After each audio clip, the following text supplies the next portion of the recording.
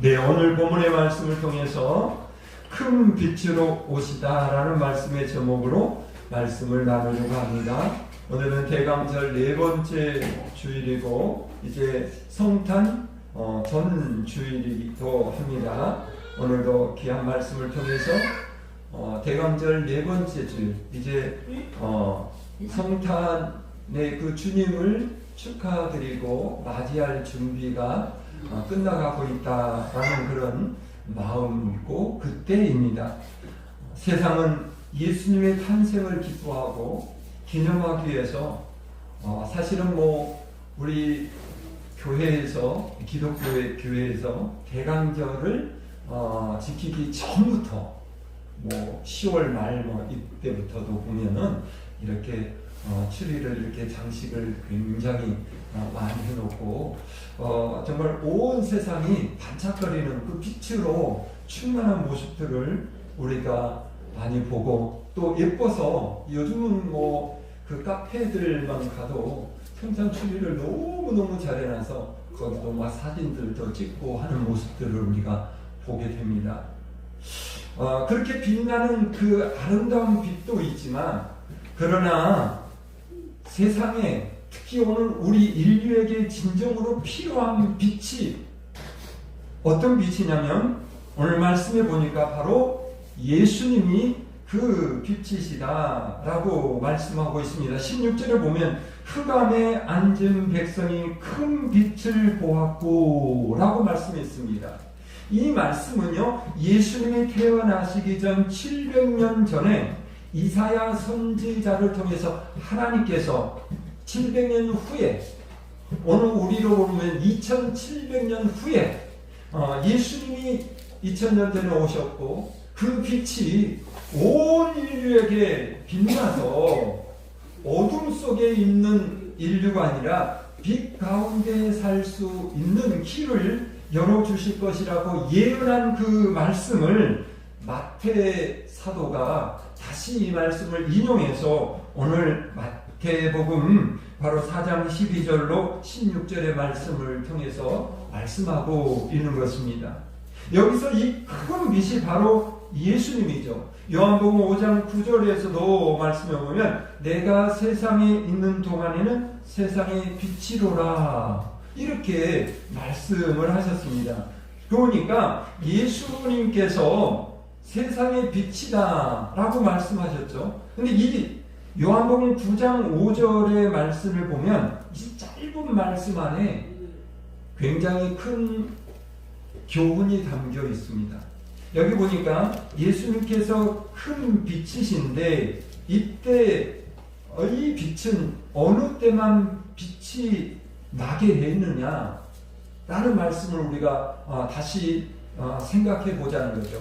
세상에 있는 동안에만이라고 말했습니다. 여기서 세상은 지난주에 요한복음 3장 16절에서 세상이라는 말을 바로 우리가 코스몬이라고 해서 유대인과 이방인들 그리고 모든 인류를 포함한다라고 이렇게 표현했잖아요. 그렇기 때문에 그때 말하는 세상에는 바로 나라는 존재를 우리가 생각하고 하나님이 나를 이처럼 사랑하셨다라고 우리가 이해하고 하나님의 그 무한한 영광스러운 헤아릴 수 없는 영광된 그 하나님의 사랑을 우리가 받고 있음을 우리가 기억하고 감사하자라고 말씀을 나눴는데 오늘 마태복음 이 말씀에 보면요, 여기서 말하는 세상은 헬라어로 코스모스입니다. 코스모스라고 그러는데 이 코스모스라는 말은 우주라는 말의 헬라어가 두 가지가 있습니다. 카오스라는 말과 코스모스라는 단어가 두 가지가 있는데 이 카오스라는 원문의 이 말의 우주는 혼돈한, 그러니까 뒤죽박죽된 그 어지러운 그 세상을 우주를 말합니다. 근데 오늘 본문에 있는 이 세상은 코스모스라 그러는데 이 코스모스는 질서가 바로 잡혀 있는 질서 있는 우주를 가리킵니다. 그러니까 카오스와 정반대란 말이죠. 코스모스는 우리가 잘 알고 있는 꽃 이름도요. 그래서 코스모스라고 이름을 줬습니다. 이 코스모스는 우리나라 말이 아니고 원래 헬라어에서 나온 것을 영어로 그대로 번역해서 코스모스라 이름을 지었어요. 여러분 코스모스를 잘 보면 느껴지지 않습니까? 이 꽃의 한가운데 C방이라고 그러죠. 그걸 중심으로 빙 둘러서 꽃잎들이 아주 일정하게 질서정연하게 이렇게 쭉쭉쭉쭉 꽃잎이 이렇게 펼쳐져 있지 않습니까? 이걸 보고 우주가 하나님의 관여를 통해서 바로 이게 질서 있는 우주의 모습이다 라고 이렇게 표현하면서 그 꽃을 그렇게 코스모스라 표현했다는 것입니다. 이 말씀에서 그러기 때문에 이 세상은, 이 우주는, 우리 인간들이 사는 세상은 바로 질서 있는 우주가 되는데 어느 때 그 질서 있는 우주가 되냐면 오늘 보니까 내가 세상에 있을 동안이다 그랬습니다. 세상이 있을 동안, 그러니까 그 우주에 우리가 살고 있는 우리 삶의 지경과 우리의 가정과 우리의 가족, 또 우리의 뭐 직장이나 아니면 우리나라 아니면 전 세계 모든 나라들, 이 모든 나라들의 빛을 비치는데 오늘 말씀 보니까 큰 빛이라고 했잖아요. 그러니까 이렇게 조명빛이나 하늘에 떠있는 태양빛이나 밤에 뜨는 달빛이나 그거보다 더 큰 원초적인 빛이 있잖아요. 하나님이 천지를 창조하실 때 제일 먼저 뭘 만드셨죠? 빛이 있으라 하니 빛이 있었고, 이 빛을 말합니다. 빛의 원조를, 원초적인 그 빛을 말하는데, 근데 그렇게 빛나는 빛이 예수님이 그 빛으로 우리에게 오셨는데 그 빛은 어느 때에만 빛나느냐 이 말입니다. 내가 세상에 있을 동안에만. 이 말씀은 주님과 함께 있는 민족과 나라와 사람들에게, 오늘 저와 여러분들에게 그 빛은 빛이 나고 그 빛이 바라에서 빛 가운데 살도록 하나님이 역사하신다는 사실입니다. 우리가 세상을 볼 때 그러잖아요. 아까 보니까 코스모스, 질서 있는 우주, 질서 있는 세상이라고 말하는데 여러분 세상을 들여다보세요. 질서가 있습니까? 이게 아주 뒤죽박죽됐어요. 계속해서 지금 전쟁이 일어나고 말도 안 되는 일들이 지금 이 시간도 일어나죠. 러시아 우크라이나 전쟁, 뭐 요즘 태국하고 캄보디아하고 전쟁이 일어나서 지금 난리가 났죠. 그것뿐입니까? 어느 단체, 어느 나라, 어느 민족, 어느 어떤 사람들이 모이는 보면 이 정말로 말도 안 되는 일들이 일어나요. 그러니까 법이라든가 사람이 살 수 있는 어떤 규범, 성경에 있죠. 그 규범의 법들이 정말 완전히 흐트러져서 말도 안 되는 그런 세상에 속에서 사람들이 살고 있습니다. 근데 그 가운데서도 예수님을 믿는 나라와 예수님을 믿는 그 사람들, 그 가정과 그들의 공동체 안에는 질서가 있다는 것입니다. 예수님과 함께 있을 동안에만 그 밝고 환한 빛이 비추어서 어둠은 사라지고 빛나는 인생이 되어서 빛을 비추고 나눌 수 있는 그런 복된 빛의 사람으로서 살아갈 수 있다는 것입니다. 저와 여러분들에게 그러한 하나님의 역사, 예수님이 큰 빛으로 오셔서 우리가 보이는 어떤 시각적인 그 빛이 아니라 우리 삶에, 더 정확하고 우리 마음에 그런 빛을 비추어 주셔서 우리가 하나님과 동행하면서 우리의 삶 속에서 풍성함을 누리고 미래의 소망을 가지고 행복을 누리고 살아갈 수 있게 하시는 것, 그것이 바로 빛으로 오신 예수님이 비춰주신 그 빛이 우리 가운데 있기 때문이라 라는 것입니다. 그렇게 큰 빛으로 오신 주님께서 제일 먼저 그 빛을 그 당시 예수님 당시 정확한 말하면 예수님께서 이제 30세가 되셔서 예수님께서 이제 공생의 3년의 삶을 살면서 온 그 이스라엘 나라를 돌아다니면서 빛을 비추기 시작합니다. 하늘의 희망, 하늘의 소망, 하나님의 그 놀라운 은혜와 복에 대한 것들을 생명의 말씀, 생명의 복음들을 막 전하시지 않어요. 그런데 그 빛이 어디서부터 비추어져 있는가? 오늘 본문 13절에 보면 말씀하기를 예수님께서 세례 요한이 죽은 후 가셔서 사신 곳이 갈릴리 가버나움입니다. 13절의 말씀 보니까 스불론과 납달리 지경 해변에 있는 가버나움, 또 15절에도 보니까 스불론과 납달리 땅과 요단강 저편 해변길과 이방의 갈릴리요 이렇게 말하고 있습니다. 이게 스불리와 납달리라고 하는 것은 이스라엘 12지파를 가리키는데요. 이스라엘의 12지파가 이제 여호수아가 가나안 땅에 들어와서 그 가나안 땅에 이스라엘 땅을 분배하잖아요. 그래서 각 지파들이 이제 이 땅을 차지해서 우리나라는 남한으로 하면 8도인데 이 8도에 흩어져서 이렇게 이제 살게 되는 거예요. 지파별로 그렇게 모여 살게 하는 것입니다. 그런데 말씀에 보니까 이 스불론과 납달리는 어느 땅을 분배를 받았나 하면 우리나라 남한으로 따지면 아니 북한으로 까지로 본다면 저 중국과 러시아가 이렇게 맞대고 있는 저 꼭대기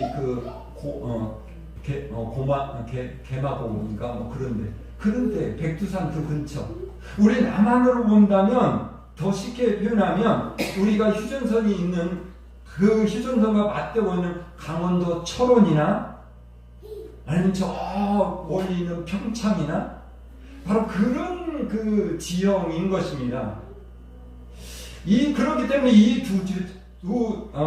두 지파는요, 스불론과 납달리 이 지파는요, 이스라엘의 중심, 예루살렘이 이스라엘의 중심이잖아요. 우리나라 서울처럼 서울 경기권이 우리나라 남한의 중심권으로 우리가 생각하는데 그런 중심의 도시가 아니라 아주 변방.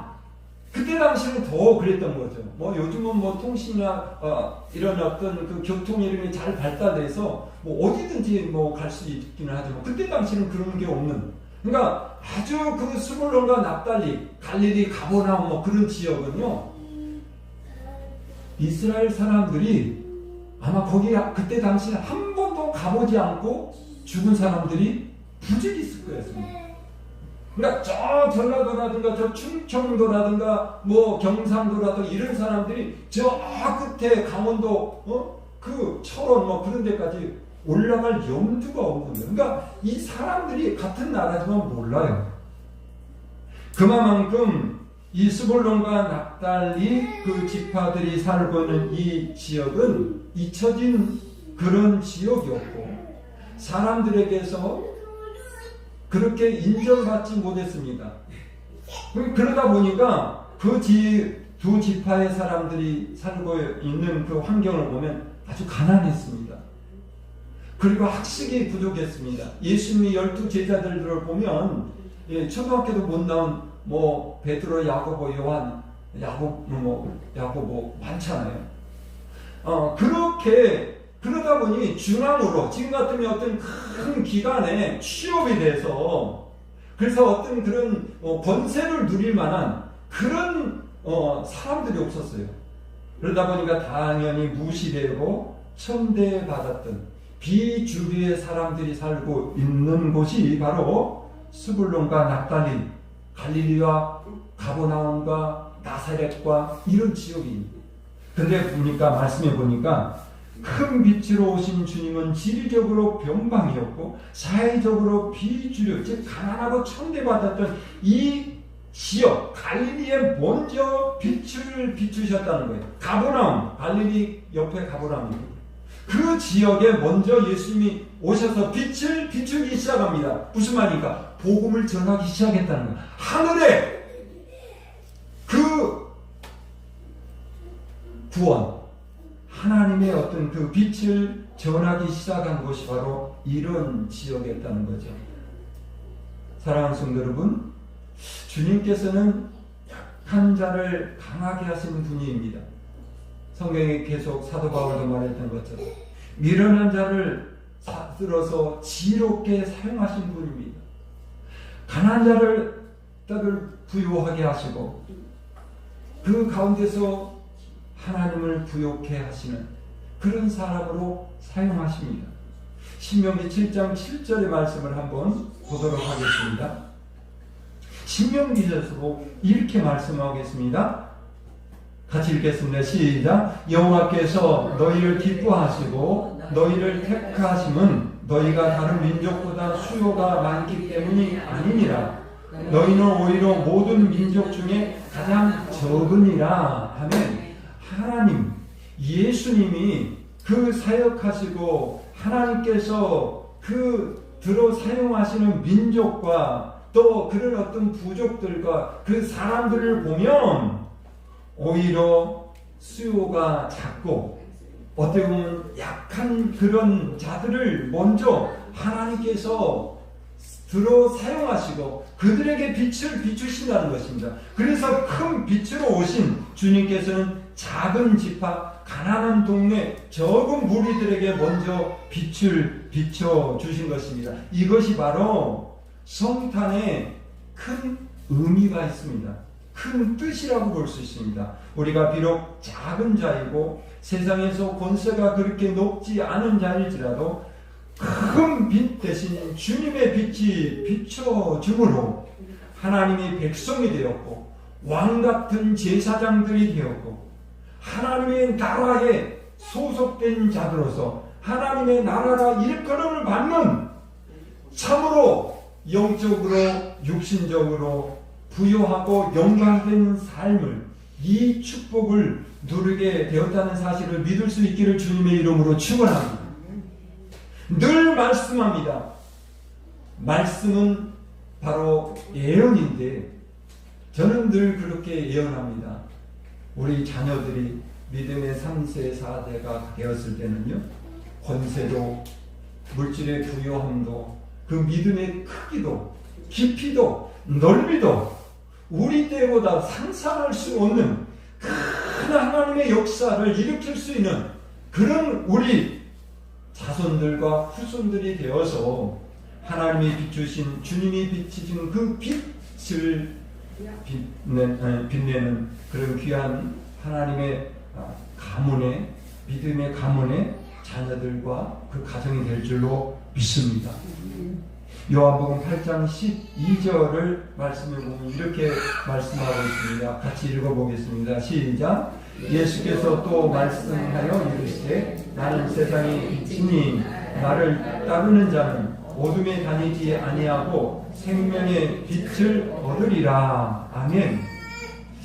그러니까 오늘 말씀의 줄거리가 첫 번째는 예수는 큰 빛으로 오셨고 그 빛은 가난하고 적은 소수의 무리들에게 먼저 이 복음이 전해졌고 하나님의 빛이 빛나기 시작했다는 것입니다.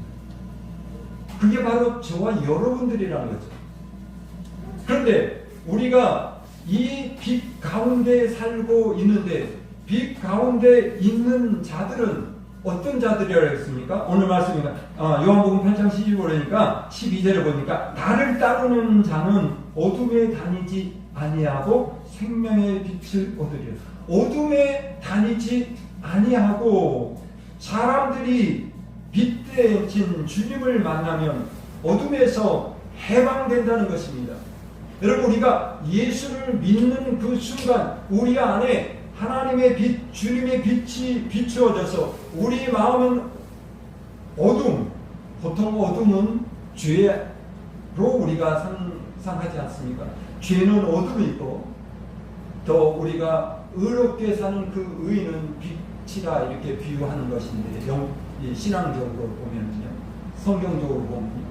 그러니까 우리가 어둠에서 벗어났다는 것은 우리 예수님을 믿는 순간부터 우리는 어둠에서 벗어난 존재들이에요. 우리는 빛 가운데 있는 자라는 것입니다.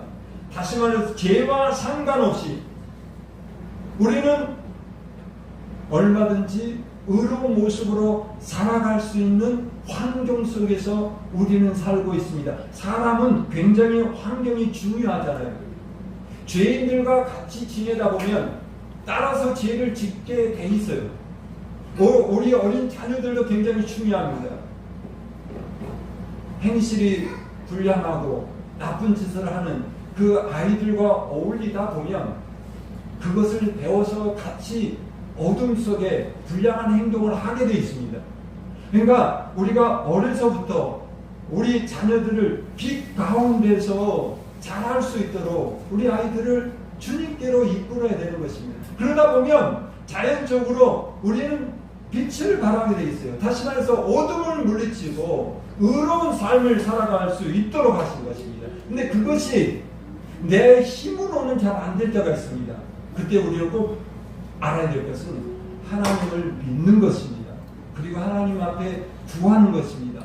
하나님, 나는 빛 가운데 살 수 있도록 하나님께서 이끌어 주신 의로운 삶을 죄와 상관없이 선을 향하며 살 수 있도록, 의를 향하며 살 수 있도록 하나님은 나를 이끌어 주셨사오니 하나님 나를 그렇게 빛 가운데 살 수 있도록 의롭게 살 수 있도록 나를 도와주시옵소서. 할렐루야. 이게 필요합니다. 내가 그 죄에서 벗어나려고 내 마음을 다 잡아도 그 내 힘으로는 안 되는 거예요. 그때 필요한 것이 믿음인 것입니다. 나는 빛의 자녀야. 나는 죄와 상관없어. 하나님이 나를 도와주시기 때문에 나는 죄짓지 않고 의롭게 살 수 있어. 내 삶도 마찬가지입니다. 내가 어둠에 처하는 내 환경이 가난하고 못살고 힘들어서 어둠 속에 사는 그런 존재로 우리는 살아가는 것이 아니라 하나님께서 얼마든지 내 삶을 밝고 환한 그 빛을 비추어서 승리의 삶을 살 수 있도록, 풍요로운 삶을 살 수 있도록 인도하여 주신다는 사실을 우리가 믿고, 우리가 큰 빛 대신 그 주님의 빛이 내게, 내 삶 속에, 우리 자녀들에게, 우리 가정 안에 빛이 비추어주고 있다는 사실을 잊지 말아야 합니다. 우리가 가장 중요한 것은 까먹는 거예요. 자꾸 말씀에서 들었을 때는 아멘 했는데 지나면 까먹는다는 거예요. 그리고 세상에 살다 보면 세상 사람들하고 어울리다 보면 또 그렇게 살아가고 있는 거예요. 잊지 말아야 됩니다. 나는 빛의 자녀고 빛 가운데 있는, 나는 가난할 사람이 아니에요. 나는 부유한 사람이에요. 나는 죄악 속에 뒹굴 존재가 아니에요. 나는 어마어마한 왕같은 존재로서 하나님의 자녀예요. 우리는 의롭게 살아갈 수 있는 거예요. 그런데도 우리가 그 빛 가운데 살면서 해야 될 것이 있는데, 그것은 뭐냐면 이 빛을 받은 사람들은 반드시 그 빛을 반사시켜야 됩니다. 아니, 어떻게 보면 자동적으로 반사가 되게 되겠습니다. 어떤 빛을 어느 곳에 비치면 그 빛은 반드시 다시 불조를 일으켜서 다른 곳에 빛나게 되어 있습니다. 그러니까 나에게 비추는 그 빛은 나에게서만 끝나는 것이 아니라 그 빛이 반사가 되어서 내 가정 안에, 내 자녀들 안에, 내 이웃들 간에 빛나게 되어 있어요. 요한복음 2장 9절 10절의 말씀을 보겠습니다. 같이 읽겠습니다. 시작. 빛 가운데 있다 하며 그 형제를 미워하는 자는 지금까지 어두운 가운데 있는 자요, 그의 형제를 사랑하는 자는 빛 가운데 거하여 자기 속에 거리낌이 없으나. 아멘. 여기 말씀을 보니까 굉장히 중요한 말이 있죠. 빛 가운데 살고 있다는 거예요. 우리는 그렇게 믿고 있어요. 그런데 내 삶에서 나타나는 그 반사는 빛의 반사가 아니라 어둠의 반사가 나오고 있는 거예요. 어둠의 반사로 하나의 비유로 말하는 그 형제를 미워한다. 여기서 형제는 꼭 고륙 친척만을 말하는 것이 아니라 모든 사람들을 말하는 거지. 이웃들과 내가 아는 모든 그런 사람들을 포함해서 말하고 있는데요. 또 성도들 안에서도 마찬가지인데요. 그런 사람들이 너무나 많이 있습니다. 나는 뭐 장로야, 나는 권사야, 목사야, 나는 굉장히 신앙생활 오래 했고, 나는 의로운 사람이야. 그렇게 나는 어둠에 속하 있는 거 아니라 우리는 빛 가운데 사는 자라고 아주 당당하게 말하면서도 가까이 있는 성도들을 서로 미워하고 교회 안에서도 얼마나 싸움이 많은지 몰라요. 목사님들이 굉장히 어려운 거, A 장로와 B 장로가 서로 틀어져서 싸우면 목사가 어느 편도 못 듭니다. 이게 화해를 시켜야 되는데, 그러니까 목사는 아주 투정이 같다는 거예요. A 장로가 때는 당신 잘하고, B 장로가 때는 당신 잘하고. 이래서 화해를 시켜야 된다는 거예요. 당연한 거죠. 그건 당연한 거지만, 근데 그런 일이 안 벌어지면 얼마나 은혜롭냐. 빛 가운데 있는 자는 빛을 발하라. 빛을 반사시켜야 된다라는 것입니다. 그러므로 우리 모든 성도인들이 그 빛 가운데에서 그 큰 빛으로 오신 주님의 빛을 반사하며 살아가는 저와 여러분이 되시기를 주님의 이름으로 축원합니다. 요한복음 요한 1서 2장 9절 10절에서 보니까 여기서는 어둠을 뭐라고 했습니까? 미움에 말했습니다. 미움은 어둠이다. 어떻게 보면 죄도 다 미움 속에서 나오는 것 같아요. 근데 이 미움이 반대만은, 그러면 미움이 어둠이다. 그러면 빛은 뭐겠습니까? 미움의 반대 사랑입니다. 그렇습니다. 무슨 말을 하냐면 또 말씀이 계속 이어집니다. 예수님이, 하나님이 왜 우리에게 오셨나 이 말입니다. 하나님이 우리를 이처럼 사랑하신 거예요. 그래서 2000년 전에 아기 예수님이 이 땅에 오신 것입니다. 하나님이 인간의 형상을 입고 이 땅에 빛으로 오신 것입니다. 우리는 그 빛을 통해서 빛 가운데 사는 자들입니다. 그러므로 성탄의 가장 큰 결론적인 의미는 뭐냐면 우리가 사랑하며 살자는 것입니다. 더 사랑해야 된다는 것입니다. 우리가 보이는 여러 가지 현상 속에서 우리가 때로는 뭡니까 이렇게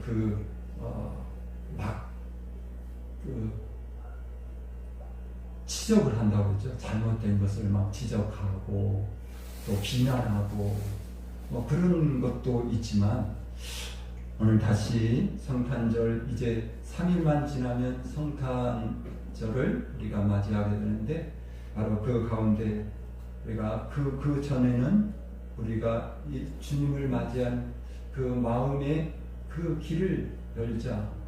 그리고 마음의 방을 만들자. 그 방은, 예수님을 모실 방은 깨끗하고 정결하게 정돈되어야 된다. 결론은 오늘은 바로 예수님이 빛으로 오셨는데 그 빛은 사랑이다. 그 빛이 오늘 우리에게 비춰졌으니 오늘 우리는 그 빛을 반사하는 것인데 그것이 사랑이다. 지금도 무한히 사랑하고 축복하는 그런 마음들이 우리 성도인들 마음속에 가득한 것을 알습니다.